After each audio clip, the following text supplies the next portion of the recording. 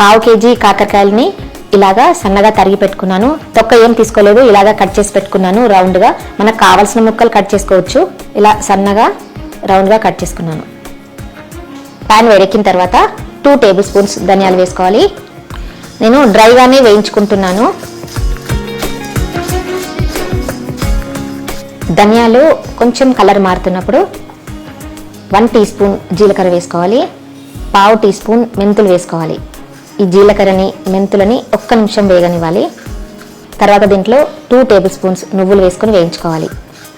ఈ నువ్వులు చిటపటలాడే వరకు వేయించుకోవాలి.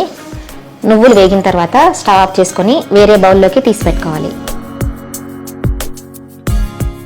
ప్యాన్లో 2 టేబుల్ స్పూన్స్ ఆయిల్ వేసుకోవాలి. ఆయిల్ వేడెక్కిన తర్వాత మనం కట్ చేసి పెట్టుకున్న కాకరకాయ ముక్కలు వేసుకోవాలి.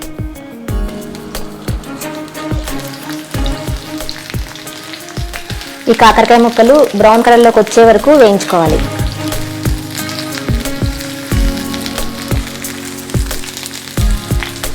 ఈ కాకరకాయల్లో నేను 1 టీ స్పూన్ సాల్ట్ వేసుకుంటున్నాను. సాల్ట్ వేసుకొని వేయించుకుంటే మ్యాక్సిమం చేడిపోతుంది.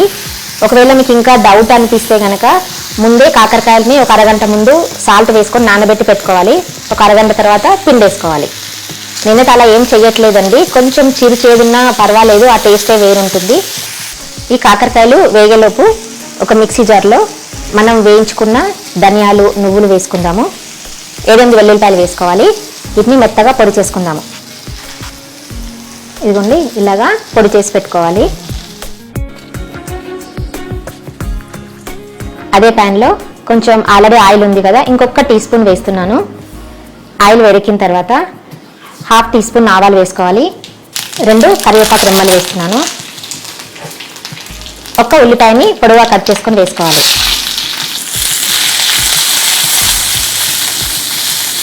ఈ ఉల్లిపాయలు ట్రాన్స్పరెంట్ అయ్యే వరకు వేయించుకోవాలి.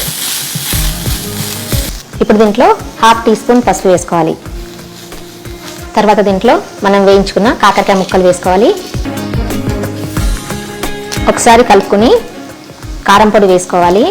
నేనైతే 1.5 టీ స్పూన్ వేసుకుంటున్నాను. మీ కారాన్ని బట్టి వేసుకోండి. మనం ఇందాక వేయించి పౌడర్ చేసుకున్నాం కదా, ఆ పౌడర్ని వేసుకోవాలి. ఆల్రెడీ మనం ముక్కల్లో సాల్ట్ వేసుకున్నాము. నేను ఇంకా కొంచెం వేస్తున్నాను. మన టేస్ట్ని బట్టి సాల్ట్ వేసుకోవాలి. ఇప్పుడు బాగా మిక్స్ చేసుకోవాలి.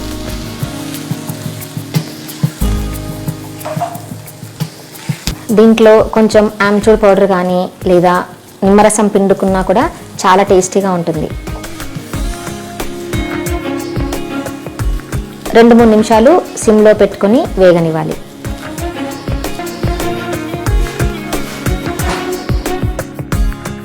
అంతే, టేస్టీ కాకరకాయ ఫ్రై రెడీ అయిపోయింది.